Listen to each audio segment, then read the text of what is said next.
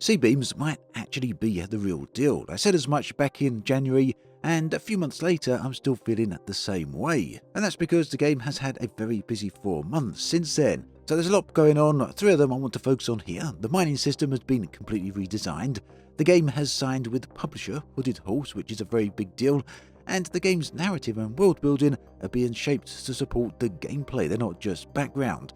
And all of these kind of follow on from the idea that I really do feel that, we're seeing a return of complexity here with space games, aren't we? And the game is being designed with all of that in mind, with supporting that very idea. And yeah, if I sound a little bit rough here, it is because I've got pretty bad allergies at the moment. We live right on the back of some farmers' fields, and it's a pretty poor season if you suffer with hay fever. But anyway, that's all beside the point. Let me start with the points that matter the most to me when it comes to C-beams. And for now, this point is mining. So C-beams already had a mining system, and yeah, it did actually work. It was the standard thing. You point at an asteroid, you mine it. But the team over at the studio there, which by the way are led by YouTuber Level Cap, you may be very familiar with him, have decided to throw the entire thing away when it comes to mining and rebuild it from the ground up. And this is exactly what I'm getting at with the direction C-beams is heading in. It's a game that they want done properly. It's not a game that's being rushed.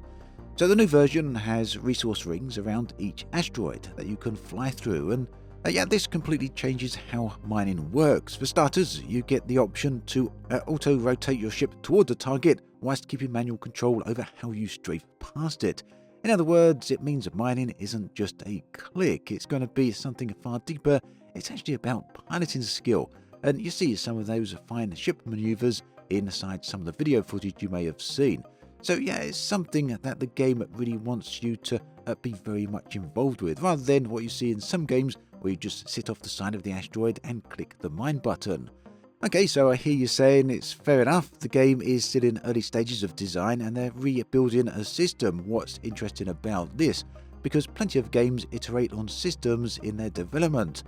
Well, what's interesting here that really matters to me is the team looked at working a feature and decided that it wasn't carrying its weight, and rather than just polish it or trying to make it work, they completely rebuilt it. They just pulled it out and made something better, and they're doing that 2 years into development.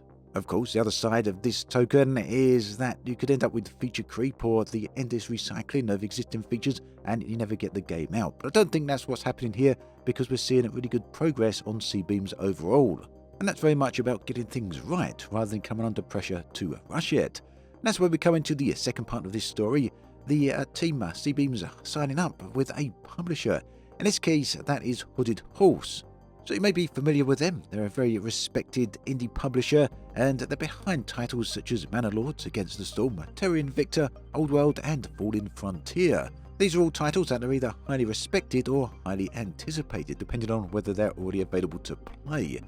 But ultimately, what's true here is that Hooded Horse are very picky about what they pick up, and they tend to back the kind of games that need time to come together properly. And this is where Hooded Horse seem to have a very good reputation, because they don't seem to put, at least as far as I can see, undue pressure on studios to release the game right now at the expense of quality. So the reason that this, I believe, is good for C-beams isn't really about isn't about just Hooded Horse being a good publisher and a good publisher having to sign them, because there's more of a good, decent use case here. Level Cap has said in a recent video that this is allowing them to expand the team and bring in talent that they otherwise couldn't. It also lets them focus on building the game instead of managing storefronts and all of the rest of the other stuff that goes along with building a game and publishing a game. In other words, it allows them to focus on the things that really matter for the game itself, whilst the publisher can focus on the other activities. So when you combine these two things together, you've got a publisher that allows time for the game to become the quality game it needs to be, as well as a studio that's quite willing to go back and rewrite things that aren't working. And that goes back to my earlier video, where I was kind of under the impression that this is coming together as a very nice game, but there was the underlying concern as to whether or not the studio could actually pull this off. All of these things kind of are pointing in the direction that are making it feel more and more likely. Of course, start time still will tell. There's a lot of different conditions that are needed for this all to succeed and work, but things are generally moving into a much improved direction. There's also one more thing from the recent devlog that's worth talking about, because it really does show something quite different here, a new side of the game altogether that we haven't seen so far. So the team have been working on the narrative intro cinematic. It's somewhat homeworld style in quality. We've got a black and white 2D animated scene here, and this is accompanied by a short voiceover. So it really gives us, for the first time, a real sense of what the C-Beams universe is actually about. And it's a really nice line there, and it goes something like this. And then the corporations came with warships and private armies.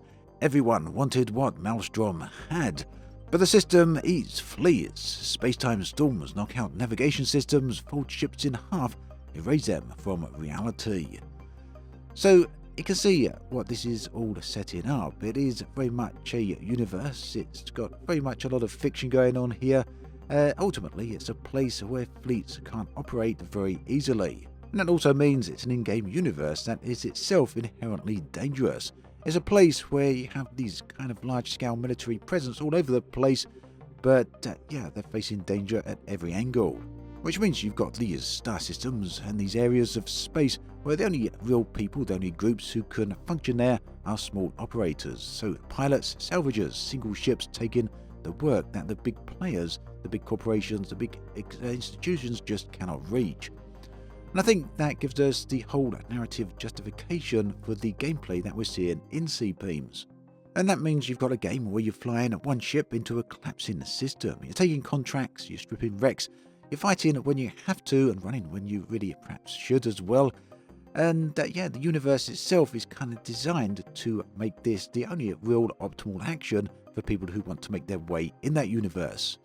And you know, I kind of like that. I like worlds that have a narrative, a story that really explain why things are the way they are in terms of both the world design itself as well as the gameplay. And when all of this connects together and ties together very well, that's usually to the complete benefit of the game.